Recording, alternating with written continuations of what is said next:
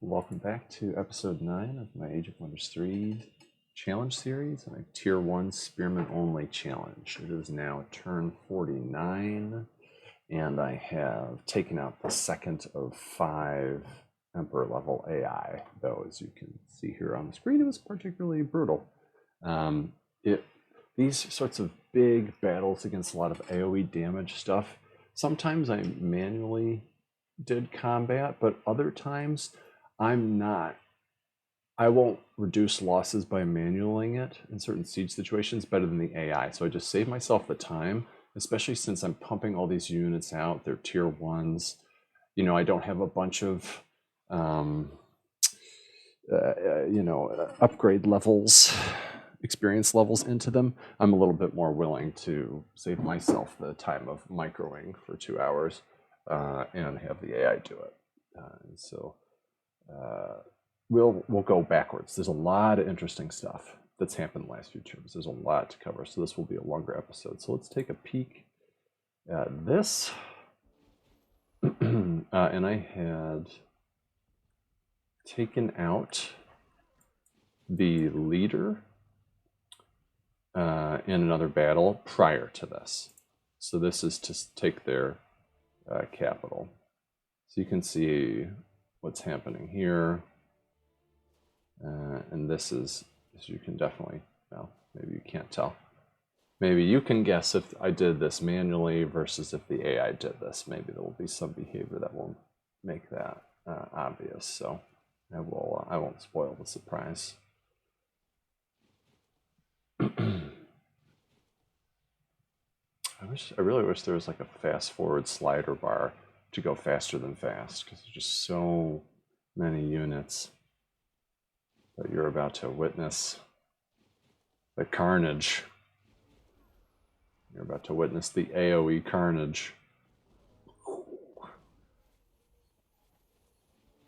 Now, it's so interesting, isn't it? I would not have expected them to come out of their walls like this.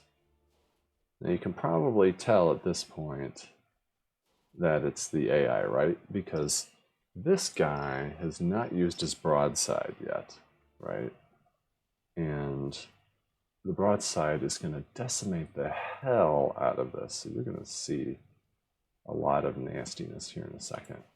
Now, the one thing is they do have a dwarf firstborn who would also be exposed to it. So let's see what the AI does this. But yeah, 1 damage on how much health do these units have? 118. That's a lot of tickles. A lot of single HP tickles to get all the way there. Look at that. Crazy. Look at that. Ah, brutal. Brutal. See, so the more efficient thing would be, and I don't have Steadfast Ward yet, but that would absolutely be a good fit. And you can see also that they're not, the AI who's working for me is not being efficient with the war cries, right? You need to be war crying to put in the DPS a lot more, which is not happening. But at least that thing's broadside is down. Woof.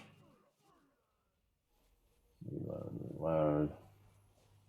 See, so these guys really should be breaking down the walls so we can get in through that wall rather than spending all their time doing melee hits like this. But I just really did not feel like manually doing this battle. It would have been better just to split the troops and have people break open the doors at the top and bottom. And if they're willing to come out, nasty. And if they're willing to come out, then go ahead and do that. But see, you have these guys at the front gates who are, instead of bringing down the gates, are choosing to do paltry amounts of range damage. So this is why when you're a defender in situations like this, why you can often get away with ridiculous defenses.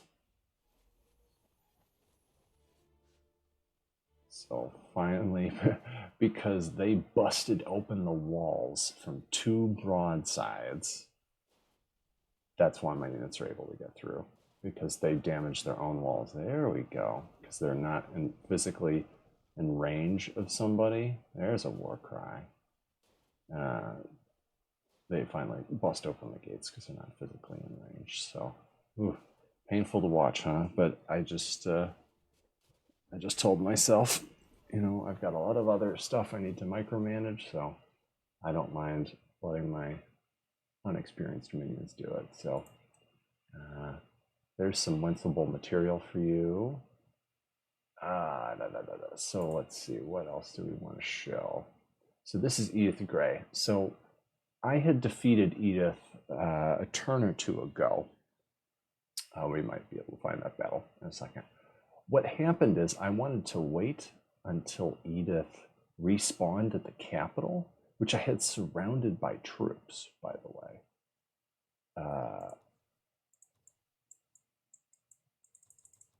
So you can see right here is where they were, right? Because I had it surrounded, and so Edith spawned here. And I was hoping it would do something where it would coax maybe some of the defenders to split and, you know, engage me in open battle to keep their leader safer. I just wanted to see what would happen, right?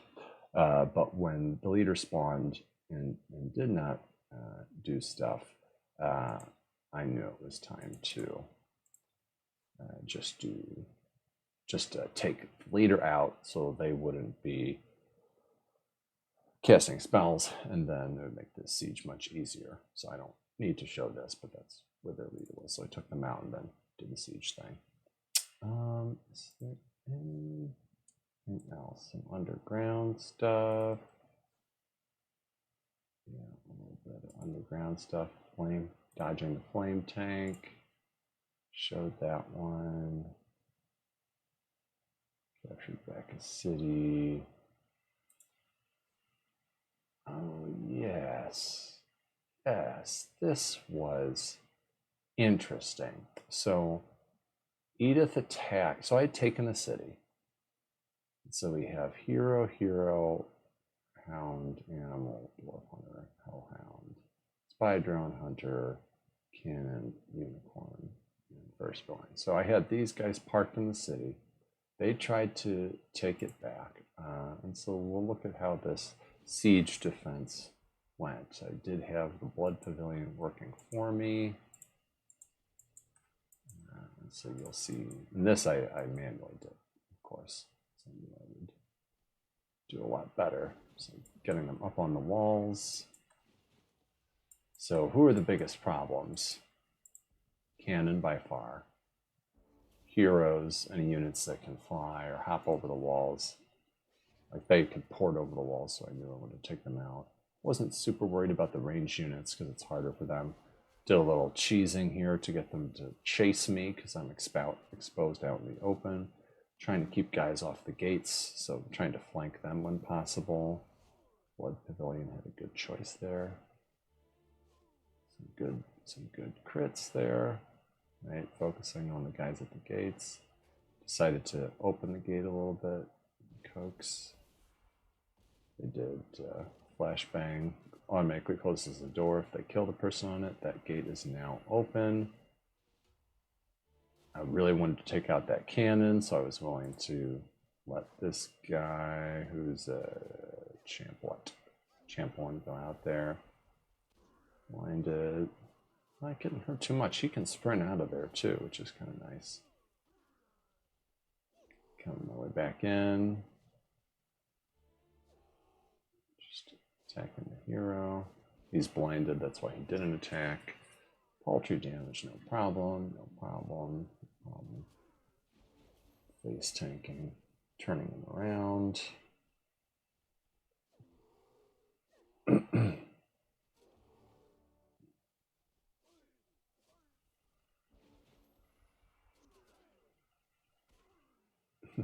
Can tank a lot.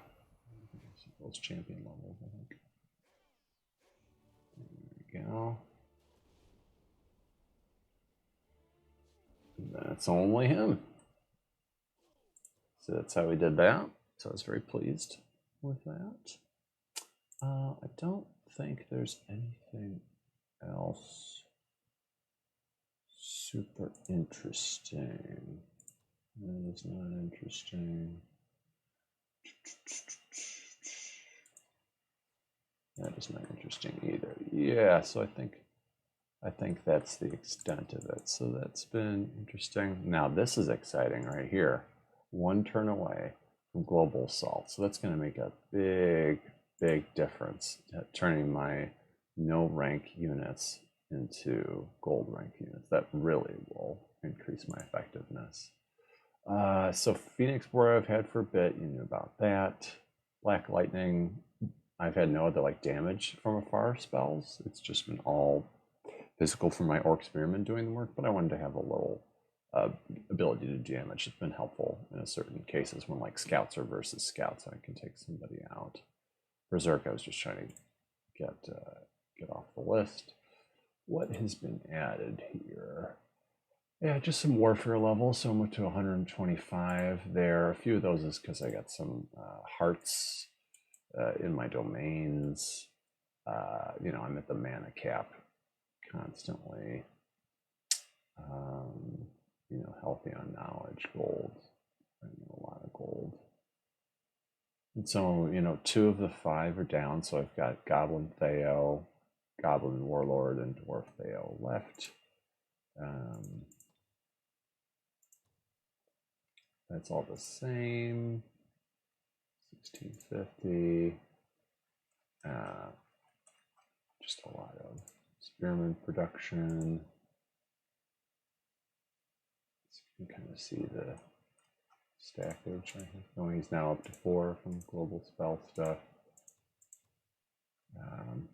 Embrace Darkness. I do have Hero Slaying up. Draft has stayed up. I'll put up the Dread Sieges occasionally. Yeah. So what else troop movement wise? So you know, I'm building roads, so I've got big streams of units coming this way. So I've cleared all this out, and so my next target is here. So I'm going to try and flow this way, go through here to here. Some of them are just trying to reduce morale, just hanging out here on the edges, no problem.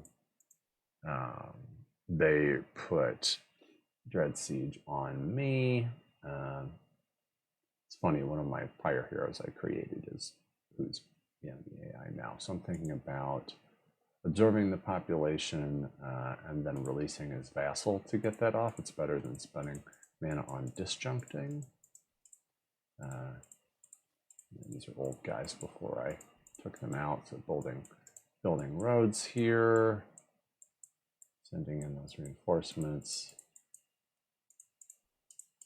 These guys are gathering there. As far as underground, you know, stacks of cluster of units heading this way. We have some stuff headed this way, so I have pretty good map coverage. So that's where we're at. I will check in soon once this global assault is up. Oh, it's going to be awesome. So see you in the next episode.